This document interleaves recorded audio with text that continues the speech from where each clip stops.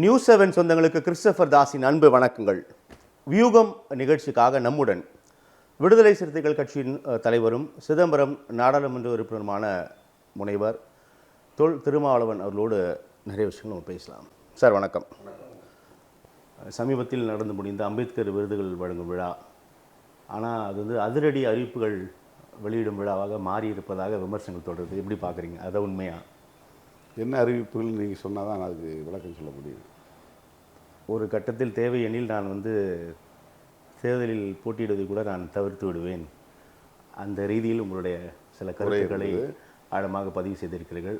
அதன் மீது தான் விடுதலை சிறுத்தைகள் கட்சி தேர்தலுக்காக தொடங்கப்பட்ட இயக்கம் அல்ல, தேர்தலுக்காக களமாடுகிற இயக்கம் அல்ல என்பதை எமது தோழர்களுக்கு உணர்த்த வேண்டிய ஒரு உரையாக அதை நான் பார்க்கிறேன். தேர்தல் பாதைக்காக நாங்கள் இந்த இயக்கத்தை தொடங்கவில்லை என்பதை 10 ஆண்டு கால பணிகள் உணர்த்தும். 1990களில் தேர்தல் பாதையை புறக்கணிப்போம் என்ற அறிவிப்போடு நாங்கள் களத்தில் இறங்கினோம். இடதுசாரி சக்திகளோடு இணைந்து களமாடினோம் மதுரை மண்ணில். தவிர்க்க முடியாத ஒரு சூழலில் தான் 1999 நாங்கள் தேர்தல் அரசியலில் அடியெடுத்து வைத்தோம். அப்போது கூட நான் வேட்பாளராக போட்டியிட விரும்பவில்லை. மூப்பனார் அவர்கள் எனக்கு அறிவுறுத்தினார், உங்களை போன்றவர்கள் சட்டமன்றத்திற்கு நாடாளுமன்றத்திற்கு கட்டாயம் போக வேண்டும், கட்சி தலைவர்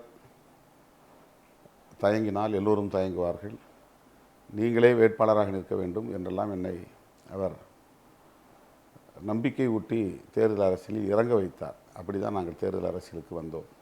ஆனால் அதற்கு முன்னதாகவே தேர்தல் அரசியலில் ஈடுபடுவதென்று ஒரு பொதுவான முடிவை நாங்கள் எடுத்து அது தொடர்பாக விவாதித்து கொண்டிருந்த போது தான் மூப்பனார் அவர்களோடு நட்பு உருவானது. அந்த நட்பு எங்களை விரைவுபடுத்தியது தேர்தல் அரசியலில் வேகமாக அடியெடுத்து வைப்பதற்கு. இன்றைக்கும் நாங்கள் புரட்சியாளர் அம்பேத்கர், தந்தை பெரியார், மாமேதை கார்ல் மார்க்ஸ் ஆகியோர் கண்ட கனவை நனவாக்க வேண்டும் என்பதில் உறுதியாக இருக்கிறோம். அந்த அடிப்படையில் இளம் தலைமுறையினரை கருத்தியல் அடிப்படையில் தயார்படுத்த வேண்டும் என்பதுதான் எங்கள் நோக்கம். பல பேர் நாங்கள் திமுகவோடு கூட்டணி இருப்பதை மிக கொச்சைப்படுத்தி விமர்சிக்கிறார்கள். அதிமுகவோடு கூட்டணி வைத்தால் சரி, திமுகவோடு கூட்டணி வைத்தால் தவறு என்கிற கணக்கிலே விமர்சிக்கிறார்கள். கூட்டணி என்பது எங்கள் பலம் அவர்களுக்கும், அவர்களுடைய பலம் எங்களுக்கும் தேவை என்கிற அடிப்படையில் தற்காலிகமாக, அதாவது இடைக்காலமாக நாம் செய்து கொள்ளக்கூடிய ஒரு முன்னேற்பாடு, அவ்வளவுதான். ஆனால் அதை தாண்டி நமக்கு செயல் திட்டங்கள் இருக்கின்றன. இதை கட்சி தோழர்கள் புரிந்து கொள்ள வேண்டும் என்பதற்காக சொன்னேன். தேர்தலுக்காக மட்டுமே நாம் இயங்கவில்லை. தேவைப்பட்டால் தேர்தல் பாதை வேண்டாம் என்று கூட நான் அறிவிக்க தயாராக இருக்கிறேன் என்று சொன்னது இயக்க தோழர்களுக்காக, வேறு யாருக்காகவும் இல்லை. ஆனால் அவ்வளவு அதிருப்தியில் நீங்கள் இருக்கீங்க, அதை தான் உங்களுடைய வார்த்தைகள் வெளிப்பட்டு விட்டது, வார்த்தைகளால் வெளிப்பட்டு விட்டது அப்படின்ற விமர்சனம் முன்வைக்கப்படுது உங்களுடைய உரையின் மீது. அப்படி இல்லை, யாரோடு நான் அதிருப்தி அடைய வேண்டியிருக்கிறது? எங்கள் கட்சி தோழர்களோடா அல்லது கூட்டணி கட்சியினர் அந்த தலைவர்களோடா? யாரோடும் அதிருப்தி அடைய வேண்டிய தேவையில்லை. நானாக விரும்பி ஏற்றுக்கொண்ட ஒரு வாழ்க்கை இது. மக்களுக்காக தொண்டாற்ற வேண்டும் என்று எடுத்த முடிவு. அதிருப்தி அடைவதற்கு ஒன்றுமில்லை. விரக்தி உண்டு. நாம் நினைத்ததை போல் இயங்க முடியவில்லை, நினைத்ததை சாதிக்க முடியவில்லை, இன்னும் இந்த இயக்கம் வேகமாக இயங்க வேண்டும், அவ்வாறு இயங்க முடியவில்லை. இந்த ஏமாற்றம் அல்லது விரக்தி பொது வாழ்க்கையிலே எல்லோருக்கும் ஏற்படக்கூடிய சலிப்பு எனக்கும் உண்டு. அது வேறு. அது எந்த அடிப்படையில் என்றால், கொள்கை சார்ந்த நடவடிக்கைகளில் இன்னும் உறுதிப்பாட்டோடு நாம் இயங்க வேண்டிய தேவை இருக்கிறது. கட்டமைப்பு ரீதியாக வலிமைப்படுத்த வேண்டிய தேவை இருக்கிறது. ஒரு புரட்சிகர பார்வையுள்ள இளம் தலைமுறையை கட்டி எழுப்ப வேண்டும் என்கிற தேவை உள்ளது. இதிலெல்லாம் இன்னும் நம்ம ரீச் ஆகலை, போய் சேரலை அப்படிங்கிற ஒரு விரக்தி இருக்குது. மற்றபடி கூட்டணி கட்சிக்கிட்ட போய் நம்ம அதிருப்தி அடைவதற்கு ஒன்றும் இல்லை. இதற்கு முன்னதாக நீங்கள் விசிகா தேர்தல் பாதை திருடர் பாதை என்று சொன்னவர் வாக்கு அரசியலுக்குள்ளே வந்துட்டீங்க. அந்த நிகழ்வு அல்லது கட்சி ஆரம்பிக்கப்பட்டதுக்கான நோக்கம் ஓரளவுக்காவது நிறைவேறியிருக்கிறது அப்படின்னு நம்புறீங்களா? இல்லை, அப்படி நிறைவேற்ற முடியவில்லைங்கிறது தான் ஒரு விரக்தின்னு சொல்கிறேன். 25 வருஷம் தான் ஆகுது நாங்கள் தேர்தல் அரசியலுக்கு வந்து. தேர்தல் பாதையை புறக்கணிக்கக்கூடிய ஒரு காலகட்டத்தில் என்னை நானே எப்படி சமாதானப்படுத்தி கொண்டேன் என்றால், புரட்சியாளர் அம்பேத்கர் எந்த இடத்திலும் தேர்தல் அரசியலை புறக்கணிக்கவில்லை. நாம் அம்பேத்கருடைய வழியில் இயங்குகிறோம் என்று வெளிப்படையாக சொல்லி கொண்டிருக்கிற போது, அவர் தேர்தல் அரசியலில் பங்கேற்க வேண்டும், அதிகாரத்தை கைப்பற்ற வேண்டும், அரசு வழியில் சோசலிசத்தை கட்டமைக்க வேண்டும் என்று வழிகாட்டியிருக்கிறார். அம்பேத்கருடைய வழியில் நாம் இயங்குகிற போது தேர்தல் அரசியலில் ஈடுபடுவது தவறில்லை என்ற ஒரு முடிவுக்கு வந்து தான் நாங்கள் தேர்தல் அரசியலில் அடியெடுத்து வைத்தோம். அவ்வளவு இலகுவான ஒரு பாதை அல்ல இது. எத்தனை சட்டமன்ற உறுப்பினர்களை வென்றெடுத்தாலும், எத்தனை நாடாளுமன்ற உறுப்பினர்களை வென்றெடுத்தாலும், இந்த சமூக கட்டமைப்பில் ஏற்கனவே நிலவுகிற சாதிய முரண்களை, இதர முரண்களை அவ்வளவு எளிதாக தீர்த்துவிட முடியாது அப்படிங்கிறது இந்த 25 ஆண்டு கால அனுபவமாக நமக்கு இருக்கிறது. அந்த அடிப்படையிலான ஒரு சலிப்பு நமக்கு இருக்கிறதே தவிர, மற்றபடி கூட்டணி கட்சிகளிடம் நாம் எதிர்பார்த்தது கிடைக்கவில்லை என்கிற அடிப்படையில் எந்த சலிப்பும் இல்லை. மற்றொன்று, நீங்கள் தேர்தல் அரசியலுக்குள் வந்ததுக்கப்புறமா அதிகாரம் மிக வலிமையானது என்ற புரட்சியாளரின் கூற்றின்படி அதிகாரம் அந்த ஒரு விஷயத்தை உணர்கிறீர்களா? கட்டாயமாக. அதாவது நாடாளுமன்ற ஜனநாயகம், அதன் அடிப்படையில் அரசியல் அதிகாரம், இதுதான் நமக்கு கான்ஸ்டிடியூஷன் சொல்லக்கூடிய ஒரு செய்தி. அந்த அதிகாரம் எவ்வளவு வலிமையானது, அதை கொண்டு சமூகத்தில் இத்தகைய மாற்றங்களை ஏற்படுத்த முடியும் என்பதை ஓரளவுக்கு இந்த சட்டமன்ற உறுப்பினர் பதவிகளையும் நாடாளுமன்ற உறுப்பினர் பதவிகளையும் வைத்து பார்க்கிற போதே நம்மால் உணர முடிகிறது. இப்போ நான் வெளியே நின்று குரல் கொடுத்த போது இன்றைக்கு என்ன பேசுகிறேனோ அதையெல்லாம் அப்போதே நான் பேசியிருக்கிறேன். அது வெளிச்சத்திற்கே வரவில்லை, அம்பலம் ஏறவில்லை. ஆனால் இன்றைக்கு நான் புதிதாக பேசுவது போல் தோன்றுகிறது பலருக்கு. இன்றைக்கு என்னென்ன கருத்துக்களை நான் பேசுகிறேனோ அவ்வளவும் நான் தேர்தல் பாதையை புறக்கணித்த காலத்தில் ஆவேசமாக பேசிய கருத்துக்கள் தான். அதிலிருந்து நான் சற்றும் வழுவவில்லை, நழுவவில்லை, விலகவில்லை. ஆனால் இன்றைக்குத்தான் நான் இதையெல்லாம் பேசுகிறேன் என்பதை போன்ற ஒரு தோற்றம் உருவாவதற்கு காரணம் இன்றைக்குத்தான் நான் கவனிக்கப்படுகிறேன். ஏனென்றால் இப்போதுதான் சட்டமன்றத்திலும் நாடாளுமன்றத்திலும் இடம்பெறக்கூடிய ஒரு அளவுக்கான அரசியல் சக்தியாக பரிணமித்திருக்கிறோம். அப்போ அரசியல் சக்தியாக பரிணமிப்பதன் மூலம் கவனிக்கப்படுகிறோம், நம்முடைய சொல்லுக்கு ஒரு வலிமை இருக்கிறது, அதற்கு ஒரு தாக்கத்தை ஏற்படுத்தக்கூடிய ஆற்றல் இருக்கிறது என்பதை இந்த களத்தில் உணர முடிகிறது. ஆளுங்கட்சியோடு சேர்ந்து புதிய புதிய சட்டங்களை உருவாக்க முடிகிறது, புதிய புதிய அறிவிப்புகளை செய்ய வைக்க முடிகிறது. அதே போல் எளிய மக்களுக்கான சில திட்டங்களை நடைமுறைப்படுத்துவதற்கு ஒரு உந்துதலை தர முடிகிறது, ஒரு அழுத்தத்தை கொடுக்க முடிகிறது. இதெல்லாம் அதிகாரம் எவ்வளோ வலிமையானது என்பதை நமக்கு உணர்த்துகிறது. இப்போ அதிக அதிகாரம் தேவையெனில் அப்போ அதிக இடங்கள் அப்படின்றதும் தவிர்க்க முடியாதது. அதை நீங்கள் உணர்ந்து தான் இருக்கீங்களா? இல்லை, அதிக இடங்கள்ங்கிறது வந்து கூட்டணி அப்படிங்கிற நிலைப்பாடு வந்து நிரந்தரமானதாக இருக்க முடியாதுல்ல.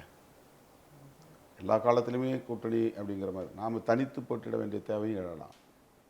அதற்கான காலம் இப்போ வந்து நமக்கு கனியாமல் இருக்கலாம், அதற்கான கட்டமைப்பு வசதிகள் இல்லாமல் இருக்கலாம்.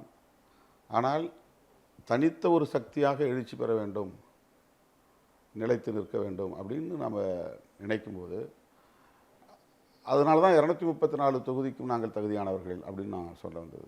ஏன் அது எதற்காக சொல்கிறோன்னா, யாரையும் நம்ம வந்து எங்களுக்கு நீங்கள் தரலன்னா நாங்கள் தனித்து போயிடுவோம் அப்படிங்கிற அர்த்தத்தில் சொல்லலை. எங்களை நாங்கள் அப்படி தனித்துவமாக வலிமைப்படுத்தி கொள்ள வேண்டிய தேவை இருக்கிறது. அதை நோக்கி நாங்கள் நகர்கிறோம்.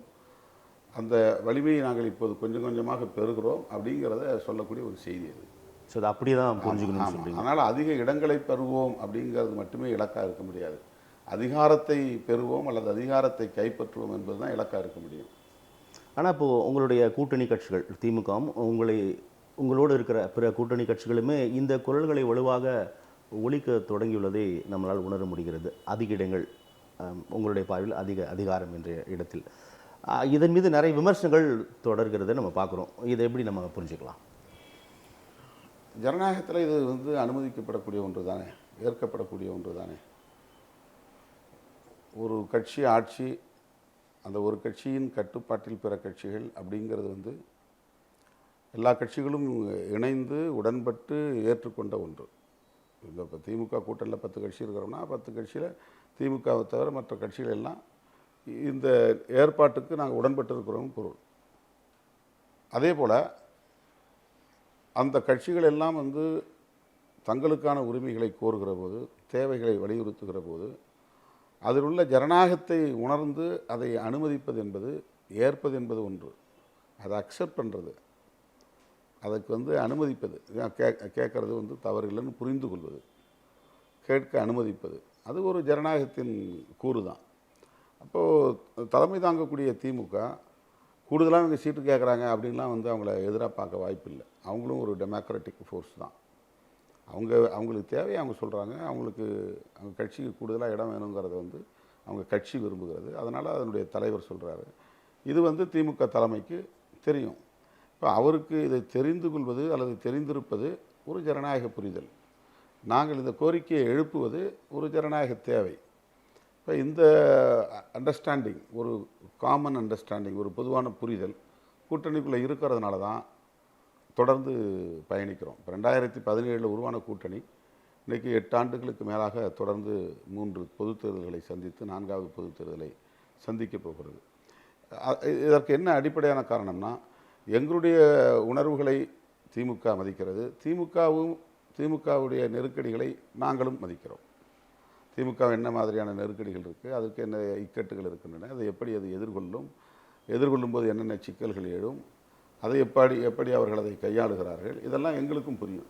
அதனால் ஒருவருக்கொருவர் இந்த புரிதல் இருப்பதனால் இந்த கூட்டணி, இந்த பரஸ்பர புரிதல் இருக்குதா நீங்கள் சொல்கிறீங்க, ஆனால் அது இருக்குதா உள்ளபடி இருப்பதால் தான் இந்த கூட்டணி தொடருது. இப்போ அதிமுக கூட்டணி எத்தனை தடவை கலைஞ்சிருக்கு. 2021 எல்லாம் ஒன்றா இருந்தாங்க. 2024 வேறு அணியாக போனாங்க. பிஜேபி அணி தனி, ஏடிஎம்கே அணி தனியாக போச்சு. இப்போ வந்து அந்த அணியில் இருந்த பல கட்சிகள் வெளியே இருக்குது. பாட்டாளி மக்கள் கட்சி வெளியே இருக்குது, தேமுதிக வெளியே இருக்குது, ஒரு சில சின்ன அமைப்புகள் எல்லாம் இன்னும் நாங்கள் யாரோட இருக்கிறோன்னு கூட அடையாளப்படுத்திக்காமல் இருப்பாங்க. அந்த கூட்டணியில் இந்த மாதிரி ஒரு சிதறல் தெரியுது. 2017 காவிரி நீர் உரிமைக்காக ஒன்று கூடிய இந்த இயக்கங்கள் மேலும் சில கட்சிகள் இதில் சேர்ந்திருக்கிறதை தவிர இந்த கூட்டணியில் இடம்பெற்றுள்ள எந்த கட்சியும் வெளியேறவில்லை. ஆனால் இந்த கூட்டணியில் இருந்து கொண்டு எங்களுக்கான பிரச்சனைகளை நாங்கள் பேசுகிறோம், எங்களுக்கான கோரிக்கைகளை நாங்கள் எழுப்புகிறோம், எங்களுக்கான உரிமைகளை நாங்கள் முன்வைக்கிறோம். இதை வெளிப்படுத்துவதில் திமுக தயக்கம் காட்டுகிறதா? இந்த பரஸ்பர புரிதலை நீங்கள் உட்பட கூட்டணி கட்சிகள் எல்லாமே சமயம் கிடைக்கும் போது எல்லாமே வெளிப்படுத்துறீங்க. ஆனால் திமுக அதன் தலைமை இதை வெளிப்படுத்துகிறதா? அதில் ரெஸ்பாண்ட் பண்ணுறதுக்கு ஒன்றும் இல்லையா, அது நெகோசியேஷனில் தானே தெரியும். இப்போ வந்து அதுக்கெல்லாம் டக்குன்னு அவங்க அதுக்கு வந்து பதில் சொல்லுங்கிறது இல்லை. கூட்டணி வலிமை தொடர்பாக சொல்கிறேன். கூட்டணி வலிமை தேர்தல் இடங்களை விட்டுருங்க, அது அது அமைதியாக இருக்கிறது, அதை வந்து அனுமதிக்கிறது, அதுவே வந்து ஒரு புரிதல் தானே. ஸோ அதை ஏற்றுக்கொள்கிறார்கள் அப்படின்னு தான். இப்போ வந்து இதை வந்து பெருசாக ஊதிப்பு இருக்கிறாங்க ஊடகங்களில். அவர் சண்முகம் கேட்குறாரு, திருமாவளவன் கேட்குறாரு, நெருக்கடி கொடுக்குறாங்க அப்படி. அதுக்கெல்லாம் அவங்க வந்து எந்த எதிர்வினையும் ஆற்றலை. ஏன் ஆற்றலைன்னா, இது கேட்குறது ஒன்றும் தவறு இல்லை, அது ஒரு ஜனநாயகத்தன்மை அப்படின்னு அவங்க புரிஞ்சுக்கிறாங்க. ஸோ அந்த புரிதல் அப்படின்னு தான் அதை அப்படி தான் நம்ம புரிஞ்சுக்கலான்னு சொல்கிறீங்க. நீங்கள் கட்சி ஆரம்பித்து இத்தனை ஆண்டுகள் 30 ஆண்டுகள் கடந்து பயணிச்சுட்டு இருக்கிறீங்க. உங்களுக்கு ஒரு கண்டிப்பாக ஒரு கனவு, ஒரு எதிர்பார்ப்பு, ஒரு ஆசை, லட்சியம் இருக்கும். அப்படி அது முழுமையடைவதற்கான காலம் இருக்குது, அதற்கான பயணம் தான் நான் அப்படின்றத நீங்கள் தொடர்ச்சியாக பேசிகிட்டே இருக்கீங்க. இருப்பினும் ஒருவேளை உங்கள் இலக்கு கிடைத்திருக்குமே ஆனால் இதெல்லாம் நான் பண்ணலான்னு யோசிச்சிருந்தேன் அப்படின்னு ஏதாவது யோசனைகள் இருக்கா உங்களுக்குள்ள? முழு அதிகாரம் ஒருவேளை உங்களுக்கு கிடைத்தால்? அது முதல்ல அதிகாரத்தை நோக்கி பயணிப்பது என்பதே ஒரு பெரிய போராட்டம். அதில் நமக்கு வந்து ஒரு ஷார்ட் டேர்ம் கோல், குறுகிய கால இலக்குகள் அப்படின்னு இருக்குது. இந்த கட்சியை அரசியல் கட்சியாக பரிணமிக்க செய்வது, ஒரு மாநில கட்சியாக அங்கீகாரம் பெறுவது, அதன் பிறகு அது நாங்கள் சொல்கிறது வந்து அமைப்பாய் திரள்வோம், அங்கீகாரம் பெறுவோம், அதிகாரம் வெல்வோம். ஒரு சீக்வென்ஸாக அதில் வந்து ஒன்று தொடர்புடைய 3 முழக்கங்களை வைக்கிறோம். முதல்ல அமைப்பாய் திரள்வோம். நாம் வந்து ஒரு அரசியல் சக்தியாக நம்ம வந்து திரண்டு எழணும். அதன் மூலம் பொதுமக்களுடைய அங்கீகாரம், சட்டப்பூர்வமான அங்கீகாரம், இந்த அங்கீகாரத்தை நம்ம வென்றெடுக்கணும். இந்த அங்கீகாரத்தை வென்றெடுப்பதன் மூலம் தான் அடுத்த கட்டத்தை நோக்கி, அதிகாரத்தை நோக்கி நம்ம நகர முடியும். இப்போ இதெல்லாம் நாம் சாதிக்காமல் அதிகாரம் வந்து கையில் கிடைச்சிரும், நம்ம வந்து எல்லாத்தையும் சாதிச்சிட முடியும், முன்கூட்டியே நம்ம கனவுகள் விஷயம் நான் கேட்குறேன். அதான் கனவுகள் மிதக்க முடியாது. இப்போ என்னுடைய முக்கியமான ஒரு இலக்கு என்னென்னா, சிதறி கிடக்கிற மக்களை அது எந்த சமூகமாக இருந்தாலும், எந்த மதமாக இருந்தாலும், எந்த ஜாதியாக இருந்தாலும் அவங்கள அரசியல்படுத்தணும். ஒரு புரட்சிகரமான முற்போக்கு சிந்தனையுள்ள ஒரு சமூகமாக அவங்கள வளர்த்தெடுக்கணும். 2000 ஆண்டுகளுக்கு முன்னால் இருந்த பழமைவாத கருத்துக்களுக்குள்ளே அவங்க மூழ்கி கிடக்கக்கூடாது. அவங்கள ஒரு புதிய சிந்தனையை நோக்கி அணிதிரட்டணும், அவங்கள அரசியல்படுத்தணும், அவங்கள அமைப்பாக்கணும், ஒரு அமைப்பின் கீழ் இயங்கக்கூடிய அரசியல் சக்தியாக வளர்த்தெடுக்கணும். இதுதான் பெரிய டாஸ்க்கு. சும்மா மார்க்கெட்டிங் பண்ணுற மாதிரி ஒரு எலக்டோரல் பாலிட்டிக்ஸை நாங்கள் அதை செய்வோம் இதை செய்வோம், எங்களுக்கு ஓட்டு போடுங்க, நாங்கள் ஆட்சி வந்தால் இதெல்லாம் தேனாறு ஓடும் பாலாறு ஓடும் அப்படின்னு மக்களை சொல்லி மாய்மால அரசியல் பண்ணி வெறுமனே ஓட்டு வாங்குகிற அந்த ஸ்ட்ராட்டஜி நம்ம வைக்கலை. அது தேர்தலுக்காக மட்டுமே திட்டமிடுவது, தேர்தலுக்காக மட்டுமே பிரச்சாரம் செய்வது, தேர்தலுக்காக மட்டுமே இந்த மாய்மால வித்தைகளை செய்வது. அதில் மத உணர்வுகளை தூண்டுவது, சாதி உணர்வுகளை தூண்டுவது, மொழி உணர்வுகளை தூண்டுவது, இன உணர்வுகளை தூண்டுவது, ஏற்கனவே இந்த மக்கள்கிட்ட இருக்கிற அந்த உணர்வுகளை தனக்கு அரசியல் ஆதாயத்துக்காக பயன்படுத்திக் கொள்வது, இதெல்லாம் ஒன் ஆஃப் தி ஸ்ட்ராட்டஜி. அது எப்படின்னா மார்க்கெட்டிங் ஸ்ட்ராட்டஜி. இது வணிகமயப்படுத்துகிற வியாபாரம் செய்யக்கூடிய ஒரு உத்தி, தேர்தல் ஆதாயத்துக்காக. அதை கடந்து மக்கள்கிட்ட இது சரி இது தவறு, இந்த பாதை சரி இந்த பாதை வேண்டாம், நாம் இந்த மாதிரி தான் அந்த பொருளாதார கொள்கை இருக்குது, இந்த பொருளாதார கொள்கையில் என்னென்ன பிரச்சனைகள் இருக்குது, கல்விக் கொள்கை இருக்குது, இந்த கல்விக் கொள்கையில் தேசிய கல்விக் கொள்கைன்னு ஒரு அரசு அறிவிக்கிறாங்க. தேசிய கல்விக் கொள்கையில் என்ன மாதிரியான நல்லது இருக்குது கெட்டது இருக்குது, இதையெல்லாம் மக்களுக்கு சொல்லணும். இது எனக்கு தெரிஞ்சால் போதாது. கான்ஸ்டிடியூஷன் அட்வொகேட் படித்தா மட்டும் போதாது, கான்ஸ்டிடியூஷன் மக்களுக்கு தெரியணும். பிற சட்டங்களை பற்றி வழக்கறிஞர்கள் கற்றுக்கலாம். கான்ஸ்டிடியூஷன் ஒவ்வொரு சிட்டிசனும் தெரிஞ்சுக்கணும்.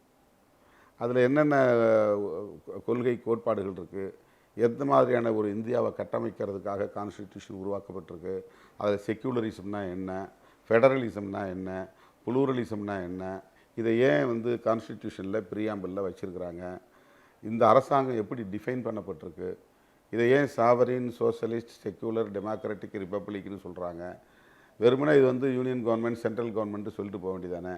அப்போ இந்த ஒவ்வொரு வார்த்தைக்குமான விளக்கத்தை பொதுமக்கள் புரிஞ்சுக்கிறது தான் அரசியல்படுத்துதல். அதான் பொலிட்டிசைசிங் தி பீப்புள். இப்போ அதில் தான் நாங்கள் கவனம் செலுத்தணும்னு விரும்புகிறோம். இல்லைனா தேர்தல் நேரத்தில் 5 வருஷம் சும்மா இருந்துட்டு தேர்தல் நேரத்தில் ஒரு 4 இடத்துல மாநாடு போட்டுட்டு எங்களுக்கு இவ்வளோ மாசு இருக்குது, எங்களுக்கு இவ்வளோ சீட்டு கொடுங்க, நான் 4 பேரை நிப்பாட்டி ஜெயிக்க வைக்கிறேன் அப்படின்ட்டு முடிச்சுட்டு போயிடலாம். இது வெறும் எலக்டோரல் பாலிட்டிக்ஸ்க்கான வித்தைகள். நாம் சொல்கிறது மக்களை அரசியல்படுத்தணும், இளம் தலைமுறையினரை அவனே சிந்திக்க, அவனே விவாதிக்க, அவனே அரசியலை லீட் பண்ண அவனை உருவாக்கணும். அந்த பர்சனாலிட்டியை டெவலப் பண்ணணும், லீடர்ஷிப்பை டெவலப் பண்ணணும். வெறுமனே வருமானத்துக்காக ஒரு வேலையை தேடுறது, ஒரு தொழிலை தேடுறது, சம்பாதிச்சு பெண்டு பிள்ளைகளை காப்பாற்றுறதுங்கிறது மட்டுமே வாழ்க்கை இல்லை. நாம் வாழக்கூடிய நிலம் எத்தகையது, நாம் பேசக்கூடிய மொழி எத்தகையது, நம்மை ஆளக்கூடியவர்கள் யார், ஆளுகிறவருடைய நோக்கம் என்ன, நாடாளுமன்றத்துடைய பணிகள் என்ன, சட்டமன்றத்துடைய பணிகள் என்ன, இதெல்லாம் ஒவ்வொரு குடிமகனும் தெரிந்து கொள்ள வேண்டிய தேவை இருக்கிறதா பார்க்குறோம். இதைத்தான் அரசியல்படுத்துதல், அமைப்பாக்குதல்னு சொல்கிறோம். இப்படியான ஒரு நீண்ட நெடிய கொள்கை கோட்பாட்டோடு பயணிக்கக்கூடிய நீங்கள் தமிழக அரசியல் களத்தில் உங்களை ஒரு பொது தலைவராக தமிழக மக்கள் ஏற்றுக்கொண்டு விட்டார்கள் அப்படின்னு உறுதியாக நீங்கள் நம்புறீங்க? அதாவது மக்கள் என்ன நினைக்கிறார்கள் அப்படிங்கிறத விட இப்போ எனக்கு ஒரு பார்வை, எனக்கான ஒரு புரிதலும், எனக்கான ஒரு நம்பிக்கையும் இருக்கு இல்லையா, அதில் நான் ஒரு காமன் மேன்கிற உணர்வோடு தான் நான் இருக்கிறேன். எனக்குள்ளே எந்த பயாஸும் இல்லை, ஒரு சார்பு நிலை இல்லை, எனக்கு எந்த ஐடென்டிட்டிக்கல் பாலிட்டிக்ஸ் கிடையாது. நான் அப்படி நான் இன்ன ஆள், நான் இந்த சாதி, நான் இன்ன மதம், நான் இன்ன மொழி, நான் இந்த பிரதேசம் அப்படிங்கிற அந்த உணர்வுக்குள்ளே என்னை நான் சுருக்கிக்கல. நான் என்னை எப்படி நான் பார்க்குறேன்னா, நான் எல்லோருக்குமானவர் அப்படிங்கிற உணர்வோடு தான் நான் இருக்கிறேன். அப்போ அது ஒரு கட்டத்தில் மக்கள்கிட்ட போய் சேரும்போது அங்கீகரிப்பார்கள். ஸோ ஆனால் இதற்கு எதிராக உங்கள் மீது ஒரு ஒரு ஸ்டிக்மா குத்தப்படுகிறது. அது திட்டமிட்டு குத்துகிறார்கள் அப்படிங்கிறத விட ஏற்கனவே இந்த சமூக கட்டமைப்பே அப்படி தான் இருக்குது. இப்போ அதில் ஒவ்வொருத்தரையும் ஒரு நடிகர்னா அவன் என்ன ஆள், ஒரு கிரிக்கெட் பிளேயர்னா அவன் என்ன ஆள், அவன் என்ன மொழி, அவன் என்ன மதம் அப்படின்னு பார்க்குற ஒரு பார்வை சமூகத்தில் இயல்பாக இருக்குது. இப்போ திருமாவளவன் இந்த அரசியலை பேசுகிறான், அவன் என்ன ஆளாக இருப்பான் அப்படின்னு ஒவ்வொருத்தவங்களையும் ஒரு கொஷின் வரும். அப்போ அவன் அதை தோண்டி துருவி கண்டுபிடிப்பான். அப்போ கண்டுபிடிக்கும்போது இவர் தானே அப்படின்னு ஏற்கனவே இருக்கிற மதிப்பீடுகள் இருக்கு இல்லையா, ஒரு சோஷியல் வேல்யூஸ் இருக்குல்ல, ஒவ்வொரு சமூகத்தை பற்றியும் ஒவ்வொரு புரிதல் இருக்குது. அந்த புரிதல் அடிப்படையில் அவன் ஒரு முடிவுக்கு வரான். இப்போ என்னை வந்து தேடி கண்டுபிடிக்கணும்னு அவசியம் இல்லை. நான் அம்பேத்கரை பேசுகிறேன், அம்பேத்கரை பேசினாலே அவனுக்கு முடிஞ்சு போச்சு.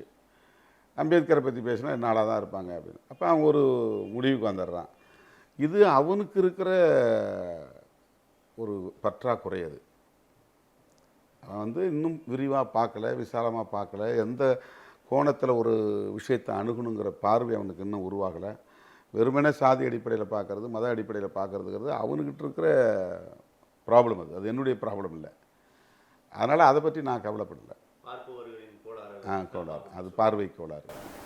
பொதுமக்கள் எப்படி பார்க்குறாங்க, உங்களை பொதுத் தலைவராக பார்க்குறாங்க அப்படின்னு நான் கேள்வி முன் வச்சேன். அதே மாதிரி நீங்கள் ஒரு நல்ல கூட்டணியில் இருக்கீங்க, தொடர்ந்து ஒரு வலிமையான தலைவராக இருக்கிறீங்க.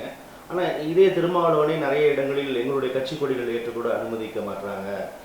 ஒரு கூட்டம் நடத்துவது கூட சமீபத்திய அந்த மத சார்பின்மை பெருந்திரள் பேரணி நடத்துவதற்கு கூட முதலில் அனுமதி மறுப்பு, பின்னாடி அனுமதி வழங்குறாங்க அப்படின்ற ஒரு விஷயத்தை நீங்களே வெளிப்படுத்துறீங்க.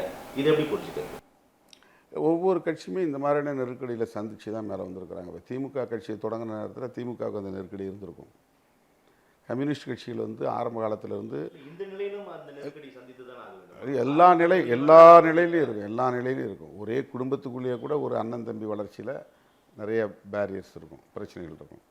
ஒரே சமூகத்துக்குள்ளே, ஒரே சாதிக்குள்ளே ஒருத்தன் நிலம் வாங்குறான், ஒருத்தன் ஆடு மாடு வாங்குறான்னா அதில் பிரச்சனைகள் வரும். இது வந்து நம்ம எதிர்கொள்ள வேண்டிய பிரச்சனைகள் தான். இயல்பாக வந்து பியூரோக்ராட்ஸ்க்குன்னு ஒரு கேரக்டர் இருக்குது. இப்போ ஒருத்தர் ஆட்சி மாறுறாங்க, திமுக வந்துச்சுன்னா ஒட்டுமொத்த அதிகார வர்க்கமும் அப்படியே திமுகவுக்கு மாறிடுச்சுன்னு சொல்ல முடியாது. திமுக அரசாங்கம் வந்துட்டதுனால இப்போ இந்தியா முழுக்க பிஜேபி 11 வருஷமாக ஆண்டுகிட்டு இருக்காங்கன்னா இந்தியாவில் இருக்கக்கூடிய எல்லா அதிகாரிகளும் பிஜேபி பிஜேபின்னு சொல்ல முடியாது. அப்போ பிரதமர் சொல்கிறது தான் செய்வோம் அப்படின்னு இருக்க மாட்டாங்க. அவங்கவுங்களுக்கு ஏற்கனவே இருக்கிற அதிகாரம், அந்த அதிகாரத்தை வந்து நான் இம்ப்ளிமெண்ட் பண்ண போகிறேன் அப்படிங்கிற அடிப்படையில் அவங்க வீக்கர் செக்ஷன் மேலே தான் கை வைப்பாங்க. எப்பயுமே வந்து பெரிய வலுவாக இருக்கிறவங்க மேலே கை வைக்க மாட்டாங்க. இவன் மேலே கை வச்சா பிரச்சனை வரும், சாதி ரீதியாக பிரச்சனை வரும், மத ரீதியாக பிரச்சனை வரும், அரசியல் ரீதியாக பிரச்சனை வரும்போது அவங்க சாஃப்ட் பெடல் பண்ணுவாங்க. சாதாரண மக்கள்கிட்ட சட்டத்தை முழுமையாக பயன்படுத்துவாங்க. இப்போ இந்த இடத்துல பேனர் வைக்கக்கூடாது, சுப்ரீம் கோர்ட் ஆர்டர் இருக்குது அப்படின்னா அதை போய் உடனே ஆளுங்கட்சிகிட்ட போய் அவங்களால சொல்ல முடியுமா? அல்லது அதிமுக மாதிரியான எதிர்கட்சிகிட்ட போய் பெரிய வலுவாக இருக்கிற கட்சிகிட்ட சொல்ல முடியுமா? சிபிஐ, சிபிஎம், விசிகே இந்த மாதிரி கட்சிகள் தான் சொல்ல முடியும். அவங்க கேட்டால் என்னென்னா நாங்கள் சட்டத்தை இம்ப்ளிமெண்ட் பண்ணுறோம். இப்போ அதிகாரிகள் வந்து நாங்கள் சட்டத்தை உட்பட்டது தான். அது வந்து முடிஞ்ச வரணும். என்னென்னா பேரணி நடத்தினா லாண்ட் ஆர்டர் பிரச்சனை வரும், பேரணி நடத்தினா வந்து டிராஃபிக் பிரச்சனை வரும், அது மாதிரி இருந்தால் அனுமதி தர முடியாது அப்படிங்கிறது அவங்களுக்கு இருக்கிற ஏற்கனவே இருக்கிற ஒரு அதிகாரம். அந்த அதிகாரத்தை அவங்க வந்து பயன்படுத்தி இயல்பாக இருக்கக்கூடிய அவர்ஷன், ஏன்னா இவங்கெல்லாம் வந்து பேரணி நடத்துகிறாங்களா, இவங்கெல்லாம் ஒரு கட்சியா அப்படின்னு அண்டர் எஸ்டிமேட் பண்ணுற விஷயங்கள். இது ஒவ்வொரு இண்டிவிஜுவலுக்கும் இருக்கிற பிரச்சனை. வந்து ஒரு இடத்துல பேனர் கட்டுறோம், அந்த இன்ஸ்பெக்டர் போய் ஒன்று பேனர் தூக்குடான்றான், ரொம்ப வல்கராக பேசுகிறாரு. மேலே அதிகாரி கேட்டால் இல்லைப்பா எனக்கு தெரியல, நான் என்னன்னு பார்க்குறேன். இப்போ நாம் என்ன நினைப்போம், இது டிஎம்கேவோட வந்து சிஎம்மோட நினச்சி பார்ப்போம். ஒரு இன்ஸ்பெக்டர் தூக்கி போடுறாரு பேனரை, உடனே இந்த கவர்மெண்ட்டில் இப்படி பண்ணுறாங்க, இது வந்து எங்கள் கட்சிக்கு எதிராக இருக்குது அப்படின்னு இதை டைரெக்டாக உடனே போலீஸ் இலாக்கா மந்திரி முதலமைச்சர் தானே, முதலமைச்சர் சொல்லி தான் இதெல்லாம் நடக்குது அப்படின்னு இதை நம்ம பார்ப்போம். அப்படி இல்லை. அந்த இன்ஸ்பெக்டர் எடுத்த முடிவுக்கு அவருக்கு மேலே இருக்கிற ஏசிக்கே கூட தெரிஞ்சிருக்காது, அல்லது ஏசி சொல்லியிருந்தா கூட அது டிசிக்கு தெரிஞ்சிருக்காது. ஆனால் தெரிஞ்சிருக்கணும்ல. இல்லை அது சில நேரங்களில் அவங்களுக்குன்னு பவர் இருக்குல்ல. இப்போ ஒரு இன்வெஸ்டிகேஷன் அத்தாரிட்டி யாருன்னா இன்ஸ்பெக்டர் தான், அவர் தான் ஐஓ, இன்வெஸ்டிகேஷன் ஆஃபீஸர். இப்போ அவர் வந்து சுதந்திரமாக முடிவு எடுப்பார். அந்த முடிவு வந்து கட்டாயமாக மேலே இருக்கிற அதிகாரிக்கு வந்து தெரியணும்னு அவசியம் இல்லை. ஒருத்தர் அரெஸ்ட் பண்ணுறதா இருந்தாலும், எஃப்ஐஆர் போடுறதா இருந்தாலும் அவருக்குன்னு ஒரு அதிகாரம் இருக்குது. அதை இன்ஃபார்ம்டாக இருக்கணுமே தவிர ஒவ்வொன்றுக்கும் கேட்டுக்கிட்டு செய்யணும்னு அவசியம் இல்லை. இப்போ அந்த மாதிரி வந்து இப்போ இன்றைக்கி நீதிமன்றங்களில் குடிக்காமலாம் அகற்றணும் ஆர்டர் போட்டாங்க. எடுத்த இடத்துலேயே முதல்ல வேகமாக வந்து டிபிஐ விடுதலை சிறுத்தைகள் மதுரை மாவட்டத்தில் எங்கெங்கே குடியிருக்கோம் பூரா புல்டோசர் வச்சு இடிக்கிறாங்க. கடலூரில் இடிக்கிறாங்க, அரியலூரில் இடிக்கிறாங்க. மற்றெல்லாம் அதெல்லாம் அப்புறம் பார்த்துக்குறோம், அப்புறம் எடுப்போம் நாங்கள். உங்கள் கொடியை நீங்கள் ஆட்டினா தான் அடுத்த கொடியை நாங்கள் ஆட்ட முடியும். இதை தான் அவங்களாம் சொல்லிகிட்டு இருக்கிறாங்க. இப்படி தான். அப்போது இந்த பவருங்கிறது எப்போவுமே வீக்கர் செக்ஷனை தான் ஃபஸ்ட்டு வந்து டார்கெட் பண்ணும். அந்த மாதிரியான பிரச்சனைகள் நாங்கள் எதிர்கொள்கிறோம். அதெல்லாம் கிடையாது, அதெல்லாம் கிடையாது. அதெல்லாம் ஆமாம், லா அண்ட் ஆர்டர் தான் பார்ப்பாங்க. எப்போவுமே பியூரோக்ராட்ஸ் வந்து லா அண்ட் ஆர்டரை மெயின்டைன் பண்ணுவோம். உங்கள் கட்சி ஒரு சாதி அடையாளம் உள்ள கட்சி, நீங்கள் எங்கள் கொடியை பொது இடத்துல ஏற்றுனீங்கன்னா இன்னொருத்த வந்து ஏற்றுவான், அதனால் பிரச்சனை வரும் அப்படின்னு இவங்களுக்கே ஒரு ஃபோபியா இருக்குது. போலீஸுக்கே வந்து ஒரு பயம் இருக்குது. இதை ஏற்றுனா நாளைக்கு ஏதாவது பிரச்சனை ஆயிரும், இந்த கொடி கம்பத்தை யாராவது கொடியை அறுத்துருவாங்க, நாளைக்கு பெரிய லாண்ட் ஆர்டர் வரணும், இவங்களா கற்பனை பண்ணிக்கிட்டு அங்கே யாருமே பிரச்சனை பண்ண மாட்டாங்க. இப்போ ஒரு இடத்துல வந்து அம்பேத்கர் சிலை வைக்கிறதுக்கு அங்கே இருக்க விஓ பர்மிட் பண்ணிட்டார், பஞ்சாயத்து தலைவர் பர்மிட் பண்ணிட்டார், அங்கே இருக்கக்கூடிய மற்ற ஊர் சமூகத்து தலைவர்கள் எல்லாம் எழுதி கொடுத்துட்டாங்க. ஆனால் போலீஸ் அனுமதிக்க மாட்டாங்களா. இது வந்து நான் சொல்கிறது 20 வருஷத்துக்கு முன்னாடி. இப்போ தான் இந்த ஆர்டர்லாம் கோர்ட் ஆர்டர்லாம் வந்துருது. ஆனால் வைக்கவே விட மாட்டேங்கிறாங்க. ஏன்னு கேட்டால் வச்சா யாராவது செருப்பு மாலை போடுவாங்க, யாராவது கல் எடுத்து அடிப்பாங்க, அது கலவரம் வந்துடும். இந்த மாதிரி இது போலீஸ் தரன்னு இருக்குது. இதுக்கும் முதலமைச்சருக்கு என்ன சம்மந்தம் இருக்குது? ஒன்றும் சம்மந்தம் இருக்காது. பட் பொதுவாக நம்ம என்ன பார்வையில் சொல்லணும்னா, நாங்கள் கூட்டணி கட்சியில் இருக்கிறோம், எங்களுக்கு வந்து இந்த சுதந்திரமே இல்லை, எங்களை நெருக்கடி தராங்க அப்படின்னு ஒரு பார்வை இயல்பாக வரும். அதனால் இதை வந்து நம்ம அப்படி முடிச்சு போட தேவையில்லை. அந்த அந்த நெருக்கடிகள் நாங்கள் எதிர்கொள்கிறோங்கிறது வந்து பலருக்கும் தெரியணும், எங்கள் தோழர்களுக்கும் தெரியணும். அதன் மூலம் தான் அந்த ஃபைட்டிங் நேச்சர் அப்படிங்கிறத நாங்கள் வந்து பாதுகாக்க முடியும். இந்த சர்வைவலுக்கான ஒரு போர்க்குணம் இருக்கு இல்லையா, தக்கன தப்பி பிழைத்தல்ங்கிற அந்த போர்க்குணங்கிறது நீர்த்து போயிடக்கூடாது. பாசிட்டிவாக பார்க்குறீங்க? ஆமாம், அப்படிதான். அது அந்த அந்த அந்த எதிர்ப்பை கூட, அந்த மறுதளிப்பை கூட நாங்கள் வந்து எங்களுக்கான போராட்ட குணமாக மாற்றிக்கிறோம். சமீபத்திய அந்த முருகர் பக்தர் மாநாடு நிறைய கருத்து விமர்சனங்களை உருவாக்கிட்டு, நீங்கள் கூட அது முருக பக்தர்கள் மாநாடு அல்ல, மோடி பக்தர்கள் மாநாடுன்னு சொல்றீங்க. ஏன் அப்படியான விமர்சனத்தை சொல்றீங்க? மோடி பக்தர்கள்லாம் நம்ம கூப்பிடுனாங்க. முருக பக்தர்னா இப்போ நானும் போயிருக்கணும்ல, எல்லாரும் போயிருக்கணும்ல. முருக பக்தர்கள்னா பொதுவானவர்கள், கட்சி சார்பற்றவர்கள், அவங்க கடவுள் நம்பிக்கை உள்ளவர்கள். அங்கே கலந்துக்கிட்டவங்க எல்லாம் ஆர்எஸ்எஸ் காரங்க, பிஜேபி காரங்க, இல்லை கூடிய பெருங்கூட்டமே இப்போ அப்படிதான் நம்ம புரிஞ்சுக்கலாமா? அதிமுக இருந்து ஆட்கள் போனாங்க கூட்டணி கட்சிங்கிற முறையில். மோடி பக்தர்கள்லாம் ஒன்றா கூடி ஏதோ தமிழுக்காகவும் தமிழ்நாட்டுக்காகவும் அவங்க கவலைப்படுற மாதிரி ஒரு ஷோவை காட்டுறாங்க. இது வந்து இதான் நான் முதல்ல சொன்ன மாதிரி, இது தேர்தலுக்கான மோடி வித்தை. இது மண்ணுக்கான ஒரு அரசியல் இல்லை. இங்கே சமூக நீதிக்கான போராட்டம் நடக்கணும், இங்கே வந்து மக்களுடைய அடிப்படை உரிமைகளுக்கான போராட்டங்கள் நடக்கணும், கல்வி உரிமைகளுக்கான போராட்டங்கள் நடக்கணும். அந்த மாதிரி இவங்க எதுவும் பண்ணாமல் இப்போ திடீர்னு வந்து முருக பக்தர்களுக்கு என்ன பிரச்சனைங்க? இல்லை, உங்களுக்கு தெரிஞ்சிருக்கும், 5 ஆண்டுகளுக்கு ஒரு முறை நடைபெறக்கூடிய வழக்கமான நிகழ்ச்சி நிரல், இந்து முன்னணியால் நடத்தப்படுகின்ற நிகழ்ச்சி நிரல். அந்த அடிப்படையில் கடந்த 5 ஆண்டுக்கு முன்னால் தஞ்சையில் நடத்தியிருக்கிறார்கள், தற்போது மதுரையில் நடத்தியிருக்கிறோம். அதுதான் ஏன் இதுதான் உங்களுடைய அஜெண்டாவாக இருக்குது? இந்து முன்னணிக்கோ ஆர்எஸ்எஸ்க்கோ இதர சங் பரிவார அமைப்புகளுக்கோ ஏன் மக்களுடைய வாழ்வாதார பிரச்சனைகளை கையில் எடுக்காமல் இந்த மாதிரியான, அதாவது தனித்தனியாக கடவுள் நம்பிக்கைங்கிறது தனிநபர் பிரச்சனை. அது வந்து ஒரு ஒரு பொதுவான பிரச்சனையை மாற்ற வேண்டிய அவசியம் இல்லை. அரசியலில் ஆன்மீகத்தை கலக்கக்கூடாது, ஆன்மீகத்துக்குள்ளே அரசியலை கலக்கக்கூடாது. இவங்க வந்து இப்படி அரசியலை கலக்கிறதுனால தான் இந்து மதமே விமர்சனத்துக்கு உள்ளாகுது. இல்லைன்னா அது விமர்சனத்துக்கே உள்ளாகாது, இவ்வளோ கடுமையான விமர்சனங்களுக்கு உள்ளாகாது. நம்ம இந்துத்துவ அஜெண்டா என்பது பிஜேபியுடைய செயல் திட்டத்தை தான் நம்ம விமர்சிக்கிறோம். இப்போ இந்து முன்னணி அமைப்பை சார்ந்தவங்க எந்த இடத்துல ஏழை எளிய மக்களுக்கு மனைப்பட்டா கேட்டு போராட்டம் நடத்துனாங்கன்னு ஒரு சான்றிதழ் காட்டுங்க, ஏதாவது ஒரு சான்று காட்டுங்க. சாதி சான்றிதழ் வேணும், பழங்குடி இருளர்களுக்கெல்லாம் சாதி சான்றிதழ் கிடைக்க மாட்டாங்க. இங்கே தமிழ்நாட்டுக்குள்ளே இருக்கிற ட்ரைப்ஸ் எல்லாம் வந்து எங்கே போய் கொடுத்தாலும் அதுக்கு டிஆர்ஓ லெவலில் உட்காந்து பெரிய இன்வெஸ்டிகேஷன் பண்ணி உள்ளபடி ஆந்த்ரோபாலஜிக்கல் சர்வேலாம் பண்ணி தான் கொடுக்குறாங்க. இவன் குறவராக இருக்கிறானா, உள்ளபடியே வந்து இருளர் தானா, இவனுடைய எலும்பு, இவனுடைய மூக்கு, இவனுடைய சதை, இவனுடைய ஸ்கின் டோன் இதெல்லாம் ட்ரைப்ஸுக்கானதாக இருக்கான்னு ஆய்வு பண்ணி அப்புறம் தான் கொடுக்குறாங்க. போகஸ் வரக்கூடாதுன்னு. அந்த மக்களால் வந்து சான்றிதழ் பெற முடியல, அதனால் கல்வி உரிமை பெற முடியல, வேற இதர உரிமைகளை பெற முடியல. அப்போ அந்த மக்களுக்கு நீங்கள் என்ன போராட்டம் நடத்துறீங்க? இதெல்லாம் நிலமில்லாத மக்களுக்கு நிலம் வேணும்னு போராடுவீங்களா? இதை நான் புரிஞ்சுக்கிறேன். ஆனா இதெல்லாம் நடத்திட்டு தான் முருக பக்தர்கள் மாநாடு நடத்துனது சரியா? நான் நடத்திட்டு போறேன், ஏன் விருப்பம்? இல்ல நீங்க வந்து அதாவது இந்த மாதிரி மக்களுடைய அடிப்படையான பிரச்சனைகளுக்கு கவலைப்படாத நீங்க சம்பந்தமே இல்லாத ஒரு விஷயத்தை தூக்கி பிடிச்சிட்டு நான் ஐயப்ப பக்தர்களுக்காக குறை கொடுக்குறேன், முருக பக்தர்களுக்கு, அவங்களுக்கு என்ன பிரச்சனை? யாரால பிரச்சனை? கிறிஸ்தவர்களால் பிரச்சனையா, அல்லது முஸ்லீம்களால் பிரச்சனையா, இந்துக்களுக்கு யாரால பிரச்சனை? இந்துக்கள் பெரும்பான்மையாக இருக்காங்க. பெரும்பான்மையாக இருக்கிற மக்கள் வந்து சிறுபான்மையினருக்கு ஏன் அச்சப்படணும்? சிறுபான்மையினரால் எப்படி பெரும்பான்மையினருக்கு பாதிப்பு வரும்? இப்போ வீடுல உட்காந்து அது ஒரு மாநாடு தானே, நீங்க ஏன் அப்படி பாக்குறீங்கன்னு சொல்றாங்க. அவங்க அந்த உணர்வை ஊட்டுறாங்க, வளர்க்குறாங்க, அதாவது டைவெர்ட் பண்றாங்க. நீ வந்து தேசிய கல்விக் கொள்கையை எதிர்த்து போராடக்கூடாது, முருகனை கும்பிடப்போ. நீ வந்து சமூக நீதிக்காக போராடக்கூடாது, ஐயப்பனை கும்பிடப்போ. இதெல்லாம் அது உள்ள இருக்குன்னு சொல்றீங்களா? இதுதானே அப்படிதான் மாறும். அது அப்படிதானே டைவர்ஷன். அது நீங்க வந்து கான்சென்ட்ரேட் பண்ணக்கூடிய விஷயம் இது. உங்களுடைய கவனத்தை குவிக்கிற விஷயங்கள் என்னவா இருக்குங்கிறது முக்கியமானது இல்லையா? ஏழை எளிய மக்களுக்கு தொண்டு செய்யறது தானே பொது வாழ்க்கை. அப்போ தொண்டு செய்யறதுங்கிறது என்ன? வெறுமனே சோறு போடுறது, அன்னதானம் பண்றதா தொண்டு? துணிமணி வாங்கி கொடுக்கறதா தொண்டு? அதல்ல தொண்டுங்கிறது. அவனை விழிப்புணர்வு அடைய வைக்கணும், அவனை போராட வைக்கணும். அவனுக்கான ஒரு வாழ்வை தேடக்கூடிய உந்துதலை தரணும். அது ஒரு இன்ஸ்பிரேஷனை கொடுக்கணும். அந்த மாதிரியான ஒரு டெடிகேஷன் வந்து ஒவ்வொருத்தருக்கும் தேவை. இப்ப காந்தியும் அவர் ஆன்மீகவாதி தான். அவரு இந்துத்துவ இது உங்களுக்கான கிரவுண்டு, அவங்க கிரவுண்டு வேறையா இருக்கலாமே. இல்ல, அந்த கிரவுண்டு தவறான கிரவுண்டுன்ற மக்களை தவறா வழிநடத்துறாங்கன்ற. தமிழ்நாட்டுக்குள்ள அப்படி ஒரு மதவாத அரசியலை கொண்டு வரது பாக்குறாங்க. இந்துக்கள் உணர்வை வந்து வளர்க்குறாங்க. அது அப்படி வளர்க்கறதன் மூலமா ஏற்கனவே உணர்வு அவங்களுக்கு இருக்கு, அது யாருக்கும் இல்லைன்னு நம்ம சொல்லல. அதை கன்சாலிடேட் பண்றாங்க. கன்சாலிடேட் பண்ணி அது வந்து அரசியல் ஆதாயமா மாத்துறது. நீங்க அப்படி செய்து விட முடியுமா? அப்ப அது என்ன நடக்குதுனாக்க, என்ன நடக்கும்னா இந்து முஸ்லீமும் மோதிக்கணும். இப்ப திருப்பரங்குன்றத்துல எத்தனை வருஷம் ஏதாவது பிரச்சனை நடந்துச்சா? அங்க இந்துக்களும் முஸ்லீம்களும் அவ்வளவு ஒற்றுமையா, ஒரு வீடு இந்து வீடு, ஒரு வீடு முஸ்லீம் வீடுன்னு இருக்கிறாங்க. அவ்வளவு ஒற்றுமையா வாழ்ந்துட்டு இருக்காங்க. அந்த ஊருக்குள்ள எந்த பிரச்சனையுமே இல்லை. இவங்களா போய் அங்க கார்த்திகை தீபம் ஏற்றுவோன்றாங்க. கார்த்திகை தீபம் ஏத்துறதுக்கும் திருப்பரங்குன்றம் வழக்கும் என்ன சம்பந்தம் இருக்கு? இதுக்கு முன்னாடி ஏன் அங்க ஏத்தல? ஏத்தாத வழக்கத்தை எதுக்கு நீங்க கொண்டு வரீங்க? அப்ப என்ன அரசியல் நீங்க செய்ய விரும்புறீங்க? யாருக்கு எதிராக இதை நீங்க தூண்டுறீங்க? அங்க இருக்கிற இஸ்லாமியர்கள் என்ன அரேபியால இருந்து வந்தவங்களா? அவங்க இந்த ஊர்ல ஏற்கனவே இந்துவா வாழ்ந்தவர்கள் தானே. 10 தலைமுறைக்கு முன்னால இருக்கலாம், 15 தலைமுறைக்கு முன்னால இருக்கலாம். அவன் ஏன் முஸ்லீம் மதத்தை வந்து ஏற்றுக்கிட்டான்?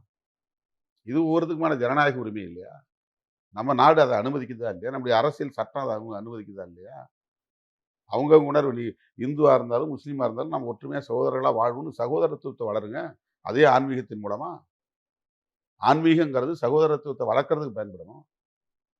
அமைதியை உருவாக்குறதுக்கு பயன்படணும். இவங்க பண்ற அரசியல் வந்து வன்முறையை தூண்டுறதுக்கும் அமைதியை சீர்குலைக்கிறதுக்குமான அரசியலா இருக்குல்ல. அதுதான் நம்ம சுட்டி காட்டணும். இப்ப இந்த விவகாரத்தில் எல்லா கட்சிகளை விட சற்று அதிகமாக விசிக கோபப்படுகிறதோ? இது கோபம் இல்லை, கவலை. நாடு எங்க போயிட்டு இருக்கு? தமிழ்நாட்டில் வந்து பெரியார் வாழ்க, அண்ணா வாழ்கன்னு சொன்ன மண்ணில் இனிமே கோல்வாக்கர் வாழ்க, வீர சாவர்கர் வாழ்கன்னு சொல்ல போறாங்க. இடஒதுக்கீட்டுக்காக போர்க்குரல் எழுப்பிய இந்த மண்ணில் இப்போ இனிமேல் ஜெய் ஸ்ரீராம்னு ஒலிக்க போகுது. அது முருகன் அரோகரா அரோகரான்னு சொல்லிட்டு இருந்த இடத்துல இனிமேல் ஜெய் ஸ்ரீராம் ஜெய் ஸ்ரீராம் சொல்ல போறாங்க. இதுதான் சொல்ல போறாங்க, ஒழிக்க போறாங்கன்னு சொல்றீங்க. ஆமா, சொல்லவில்லையே, ஒழிக்கவில்லையே. இங்க முடியாது. அதனால தான் முருகனை கையில் எடுக்கிறாங்க. அதுக்கு அடுத்து அதுதான் ஆகும். இன்னைக்கு கர்நாடகாவில் இருக்கு, பள்ளிக்கூடத்து பிள்ளைங்கிட்ட கொடுத்து ஜெய் ஸ்ரீராம் கோஷம் போட வைக்கிறான். பள்ளிக்கூடத்து பிள்ளைங்க கையில் வந்து புஸ்தகத்தை கொடுக்கலாம், வேற ஏதாவது திருக்குறளை கொடுக்கலாம், அல்லது வேற ஏதாவது ஒரு நல்ல அறிவு, ஐன்ஸ்டீனை பற்றி புத்தகம் கொடுக்கலாம், அல்லது நியூட்டனை பற்றி புத்தகம் கொடுக்கலாம், அணு பாராபத்துகளை பற்றி புத்தகம் கொடுக்கலாம், விழிப்புணர்வு தரக்கூடிய அறிவியல் சார்ந்த நூல்களை கொடுக்கலாம். இவன் வந்து என்ன நோட்டீஸ் கொடுக்குறான்? என்ன கோஷம் போட வைக்கிறான்? இது எங்கே போய் முடியும்? அப்போ தமிழ்நாட்டுக்குள்ள அப்படி ஒரு கோஷம் போடணுமா? அந்த மாதிரி மதத்தின் அடிப்படையில் மக்கள் பிளவுபடணுமா? ஏற்கனவே சாதி அடிப்படையில் மோதிக்கிட்டு இருக்கிறான். அது சாதி அடிப்படையில் இந்துக்களுக்குள்ள தான் நடக்குது. அது சமாதானம் பண்ணுறதுக்கு என்ன நீங்கள் கமிட்டி வச்சுருக்கிறீங்க? எந்த ஊரில் நடந்தாலும் எஸ்சி பிசி சண்டை வரக்கூடாது. சின்ன பிரச்சனை ஸ்பார்க் ஆகிற நேரத்தில் போய் நாங்கள் உட்காந்து பஞ்சாயத்து பண்ணி சமாதானப்படுத்துவோம், வன்முறையே நடக்காது அப்படின்னு உங்களால் உருவாக்க முடியுமா? சரியை கொளுத்த மாட்டாங்க, கொளுத்துனா நாங்கள் பொறுப்புன்னு சொல்லுங்கள். 21ஆம் நூற்றாண்டில் இன்னைக்கும் ஒரு சின்ன தவறு நடக்கிறதுக்கு ஒரு ஊரையே கொளுத்துறாங்களே, இது எவ்வளோ பெரிய காட்டு மிராண்டித்தனம். இப்போ நான் தப்பு பண்ணுறேன், என்னை வந்து நீங்கள் வந்து என்ன செய்யணும்? போலீஸில் போய் புகார் கொடுக்கணும். ஆனால் எந்த ஓபிசியும் போலீஸில் புகார் கொடுக்கறது கிடையாது. அவனே சட்டத்தில் கையில் எடுக்கிறான், அவனே தண்டனை கொடுக்குறான். அது அந்த ஒருத்தனுக்கு கொடுக்கறது இல்லை, ஒட்டுமொத்த கிராமத்தையே அப்பாவி மக்களுடைய வீடுகளை குடிசைகளை கொடுத்துறான், சொத்துக்களை சூறையாடுறான், சேதப்படுத்துகிறான். இது வந்து இந்த 21ஆம் நூற்றாண்டில் நாகரிகமான செயலா? இதை தடுக்கிறதுக்கு உங்கள்கிட்ட என்ன செயல் திட்டம் இருக்குது? இதை பற்றி கவலைப்பட என்றைக்காவது உங்கள் கூட்டங்களில் தீர்மானம் போட்டுருக்கிறீங்களா? அப்போ என்ன அரசியல் நீங்கள் பண்ணுற அரசியல்? இதுதான் நம்ம கேள்வி. சமீபத்தில் அதிமுகவை விட விசிக அதிமுக குறித்து ரொம்ப கவலை கொள்கிறது, ரொம்ப கூடுதல் கவனம் செலுத்துகிறது, கூட்டணி தொடர்பாக நிறைய பயங்களை வெளிப்படுத்துகிறார் திருமாவளவன் அப்படின்னு ஒரு விமர்சனம் முன்வைக்கப்படுது. உண்மைதானே அது? அதிமுகவை வந்து நான் ஒரு திராவிட இயக்கமாக மதிக்கிறேன். எம்ஜிஆர் அண்ணாவோட பழகினவர், கலைஞரோட பழகினவர், பெரியாரோட பழகினவர். அதனால் அவர்கிட்ட வந்து அந்த திராவிட அரசியலின் தாக்கம் இருந்துச்சு. மேதகு பிரபாகரனை வரவழைச்சி சந்தித்து ஆறுதல் படுத்தி, அவருக்கு ஊக்கப்படுத்தி, அவர் கை நிறைய பணம் கொடுத்து அவரை வந்து போராடுங்க, வெற்றி பெறுங்கன்னு சொன்னவர். அப்படியெல்லாம் வந்து தலைமை தாங்கிய எம்ஜிஆர் தலைமை தாங்கிய ஒரு இயக்கம். ஜெயலலிதா காலத்தில் நான் பாப்பாத்தி தான் அவங்க சட்டமன்றத்தில் சொல்லக்கூடிய துணிச்சலை பெற்றிருந்தாலும் எம்ஜிஆருடைய வாரிசாகவே அரசியல் பண்ணாங்க. ஒரு பார்ட்னரோட கூட வச்சுக்கலாங்க. அந்த ஆர்எஸ்எஸ் அரசியல் அவங்க பேசலை. ஒரு கட்டத்தில் அயோத்தி கோயிலுக்கு நாங்கள் செங்கல் அனுப்புன்னு சொன்னாலும் கூட அது அவங்க தனிப்பட்ட முறையில் எடுத்த முடிவே தவிர அது ஆர்எஸ்எஸ்னுடைய இன்ஃப்ளூயன்ஸ்னு சொல்ல முடியாது. அதாவது அவங்க கையில் அவங்க சிக்கலை. உலக ஜெகத்குருன்னு சொல்லக்கூடிய சங்கராச்சாரியரையே கைது செய்து சிறைப்படுத்தக்கூடிய அளவுக்கு துணிச்சல் பெற்றவங்களா இருந்தாங்க. இது எல்லாமே திராவிட அரசியலின் தாக்கம் தான். பூஜை புனஸ்காரங்களில் மூழ்கியவர். ஆனா அது பிரச்சனை இல்லைன்னு சொல்றீங்க. அது தனிப்பட்ட விருப்பம். அவங்களுக்கு தனி விருப்பம். போய் கும்பகோணத்தில் கும்பமேளா தண்ணியில் அது வேறு. குளிச்சாங்க, மாமா அது குளிச்சாங்க, அது தனி, அது அவங்களுடைய நம்பிக்கை. ஆனால் எம்ஜிஆருடைய அரசியல் வாரிசாக இருந்ததுனால தான் சமூக நீதிக்கான போர்க்களத்தில் அவங்க உறுதியாக நின்னாங்க. கடைசியாக அவங்க சொன்ன வாக்குறுதி என்ன? எந்த காலத்திலையும் இனி பிஜேபியோடு நாங்கள் உறவு வச்சுக்க மாட்டோம்னு சொன்னாங்க. இப்போ அதிமுகவை பின்பற்றக்கூடிய ஒவ்வொருத்தரும் உண்மையாக எம்ஜிஆரை பார்த்தவங்க, நீங்கள் ஜெயலலிதாவை பார்த்தவங்க, அண்ணாவை பார்க்கல, பெரியாரை பார்க்கல. இன்றைக்கி இருக்கிற தலைவர்கள் ஒரு சிலர் இருக்கலாம், பெரும்பாலான உங்களுக்கு அண்ணாவை தெரியாது, பெரியாரை தெரியாது, ஆனால் எம்ஜிஆரை தெரியும். சிலருக்கு ஜெயலலிதா அம்மாவை தெரியும். நீங்கள் இன்றைக்கி எடுக்கிற முடிவு நியாயமான முடிவா? இது எங்கே போய் முடியும்? நீங்கள் உட்கார்ந்துருக்கிற இடத்துல அண்ணாவையும் பெரியாவையும் கேவலப்படுத்தி, இழிவுபடுத்தி, கேலி செய்து வீடியோ ஒளிபரப்புகிறாங்க. எப்படி உங்களால் அந்த இடத்துல இருக்க முடியுது? உங்களுக்கு உயிர் மூச்சே வந்து பெரியார் அண்ணா தானே, அவங்க சொன்ன அரசியல் தானே, அதுதானே எம்ஜிஆரும் ஜெயலலிதாவும் பேசி 5 முறை 6 முறை இந்த நாட்டை ஆண்டாங்க. அப்போ அந்த அந்த அவையில் எப்படி உங்களால் உட்கார முடியுது? ஆனால் அதுக்கு விளக்கம் கொடுக்குறாங்க. கொள்கை வேறு, கூட்டணி வேறு. அந்த முருக பக்தர்கள் மாநாடு கூட நான் பெருசாக அட்ரஸ் பண்ணல, அந்த தீர்மானங்கள் கூட நாங்கள் ஏற்றுக்கொள்ளன்றாங்களே. அது இன்னைக்கு விமர்சனம் வந்த பிறகுல சொல்கிறாங்க. நீங்கள் உங்களுக்கு தெரிய வேண்டாமா? ஏற்கனவே அங்கே பெரியாரை தானே வந்து விமர்சனம் பண்ணிட்டு இருக்கிறாங்க, பெரியாரை தானே கொச்சைப்படுத்திட்டு இருக்கிறாங்க, அண்ணாவை கொச்சைப்படுத்திட்டு இருக்கிறாங்க. இது தெரியாதா? ஊர் உலகத்துக்கு தெரியாதா? திராவிட கழகங்கள் இல்லாத தமிழகம்ங்கிறது தான் அவங்க கோரிக்கை, அது அவங்களுடைய முழக்கமே. இப்போ திமுகவையும் அண்ணா திமுக சேர்த்து தானே அவங்க சொல்கிறாங்க. உங்களை அழிக்கணுங்கிறது அவங்களுடைய ஹிடன் அஜெண்டா தானே, அழித்தொழிக்கணுங்கிறது தானே உங்களுடைய எண்ணம். அதிமுகவில் இருந்தவர் இன்றைக்கி பிஜேபி தலைவராக இருக்கிறாருன்னா இந்த டிரான்ஸ்ஃபார்மேஷனை பாருங்கள். இது எத்தகைய மாற்றத்தை, ஒரு பரிணாம மாற்றம் அடைந்திருப்பார். ஒரு அதிமுக தொண்டர், சமூக நீதி கொள்கையில் வளர்ந்தவர், எம்ஜிஆர் ஜெயலலிதா தலைமையை ஏற்றுக்கொண்டவர்.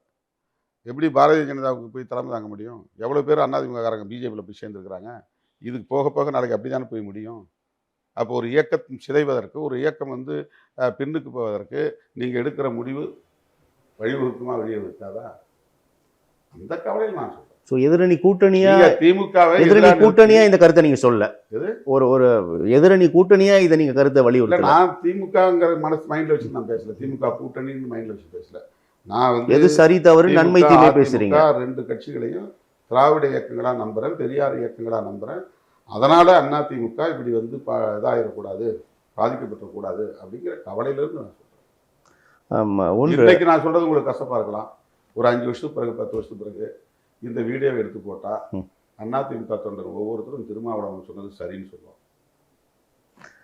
மற்றொன்று, தமிழக வெற்றி கழகத்தோட விஜயோட வருகையை நீங்கள் மறைமுகமாக தொடர்ச்சியாக பல விமர்சனங்கள், பல கருத்துக்கள் மூலமாக எதிர்ப்பதை உணர முடிகிறது. எனக்கு எந்த நடிகர்கள் என்ற போர்வையெல்லாம் சொல்கிறீங்களே. இல்லை, பொதுவாக சமீபத்திய நடிகர் அவர் மட்டும்தானே. இல்லை, விஜயகாந்த் வந்தப்போ நான் அதை சொன்னேன்.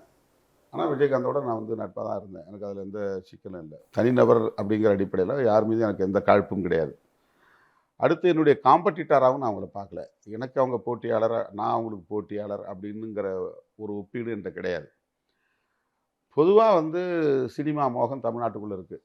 தமிழ்நாட்டு அரசியலில் ஒரு பொதுவாக சினிமாவுக்கு இருந்து வர்றவங்களுக்கு, டைரக்டராக இருந்தாலும் சரி, நடிகராக இருந்தாலும் சரி, ஒரு இசையமைப்பாளராக இருந்தாலும் சரி, அவங்கள கண்டா திரை கவர்ச்சி முகம் நிறையா இருக்குது அப்படின்னு சொல்றீங்க. இருந்தாலும் சரி, அது உடனே அது ஒரு கூட்டம் கூடுறதும், அவங்க பின்னால் போய் அணிதல்றதும், அவங்களுக்காக வந்து ஒரு பெரிய மாஸ், இது வந்து வேறு எந்த மாநிலத்திலும் இல்லாத ஒரு நிலை. இப்போ கேரளாவில் மம்முட்டி ஒரு பெரிய பாப்புலர் சினி ஸ்டார் தான், மோகன்லால் ரொம்ப புகழ்பெற்றவர். அப்படி அங்கே எங்கேயுமே அந்த மாதிரியான ஒரு இது கிடையாது. இப்போ கட்சி ஆரம்பித்தது தவறுன்னு சொல்கிறீங்களா? தவறுன்னு நான் சொல்லவில்லை. தமிழ்நாட்டு அரசியலுக்குள்ள சினிமா ஒரு பெரிய ரோல் இருக்குது. சினிமா பாப்புலாரிட்டிக்கு ஒரு பெரிய ரோல் இருக்குது. அதுக்கு வந்து ஈல்டாக கூடாதுங்கிற அடிப்படையில் சில கருத்துக்களை சொல்கிறேனே தவிர, தனிப்பட்ட முறையில் விஜய் அவர்கள் மீது எனக்கு எந்த காழ்ப்பும் கிடையாது. நான் மறுபடியும் சொல்கிறேன், எனக்கு அவர் போட்டி இல்லை, அவருக்கு நான் போட்டி இல்லை. அந்த ஒப்பீடு எனக்கு என் மனசுக்குள்ளே கிடையாது. அதனால் அதுக்கு வந்து நான் வந்து அச்சப்பட வேண்டிய தேவையும் இல்லை, கலங்க வேண்டிய தேவையும் இல்லை. அந்த அந்த பொருளை நான் சொல்லலை. சினிமா பாப்புலாரிட்டிங்கிறத மட்டுமே நம்பி அரசியலில் வந்து ஒரு மாஸ் திரள்றது போகிறது வந்து தமிழ்நாட்டு அரசியலுக்கு நல்லதில்லைங்கிற அடிப்படையில் நான் சில கருத்துக்களை அவ்வப்போது வெளிப்படுத்தியிருக்கிறேன்.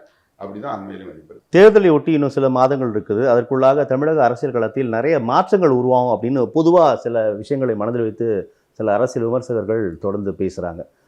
அது அது உங்களுக்கு அப்படி ஏதாவது தோணுதா? நல்ல மாற்றங்கள்னா வரவேற்கக்கூடியது தான். மாற்றங்கள்ங்கிறது தானே, அதுக்காக தான் நம்ம இயக்கம்லாம் நடத்துகிறோம். அவங்க என்ன மாற்றங்களை பெரும்பாலான ஒரு யூகமாக சொல்கிறாங்கன்னா, திமுக கூட்டணி கட்டுக்கோப்பாக இருக்காது, கூடுதல் இடங்களை கேட்பாங்க, அதனால் பிரச்சனைகள் வெடிக்கும், எல்லாரும் வெளியேறிடுவாங்க, உடையும் அப்படின்னு ஒரு யூகமாக ஒரு கணக்கு போட்டு சொல்கிறாங்க. எனக்கு தெரிஞ்சு வரலாம் அப்படி நடக்காது.